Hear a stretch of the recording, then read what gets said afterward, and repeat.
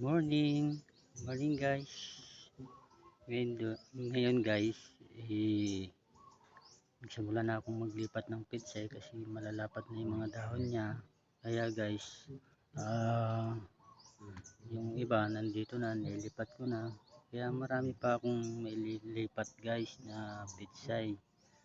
Ayan, talong, kamatis, pwede ko pang ilipat dito. Malawak pa dyan guys. Yun nga lang guys, kulang yung talong natin saka kamatis. Kailangan may taniman natin lahat to kasi palawak yan guys. Ayan, tinataga kong magtanim-tanim dito guys kasi wala naman akong ginagawang ano, uh, dito sa bahay, kaya nagtatanim ako ng gulay guys. Ayan guys, marami pa guys. Ayan.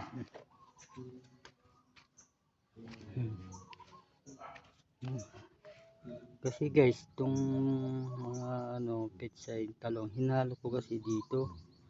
Kailangan dapat bukod yung pagpupula ng talong saka pitsay. Kaya nahihirapan ako bunutin yung mga pitsay. Baka pati yung talong madadamay kasi malilit pa yung talong.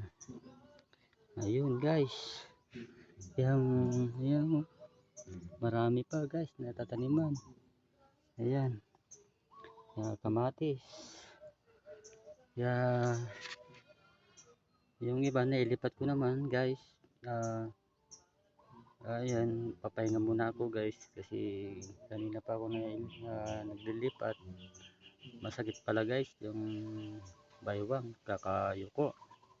So ito guys, may lilipat ko na naman.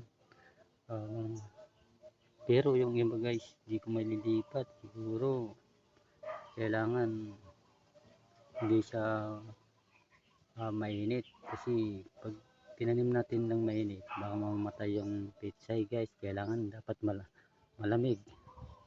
Ayan guys, kasi pag nainitan yan guys, maano siya, parang matatamlay na siya kung ano niya siya, dahon niya. Kaya kailangan guys, nagtanim tayo guys, hindi siya mainit. Ayun guys, siguro ito guys, hanggang December 20 pwede na siguro mag-harvest guys kasi mabilis lang to. Basta may abono tayong nilalagay para mabilis na lumaki. Kaya ito guys, yung mga okra ko guys, medyo malalaki na rin guys. Nabunuan ko naman kahapon para mabilis silang lumaki. Yan, siguro mga ilang days guys,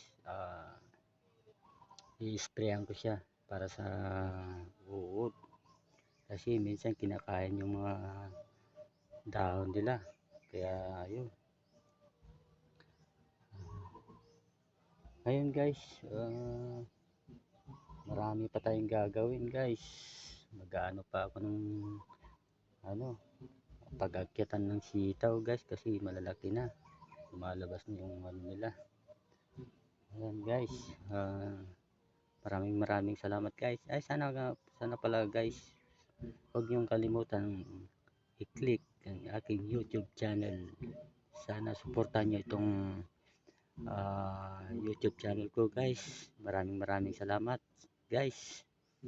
Okay.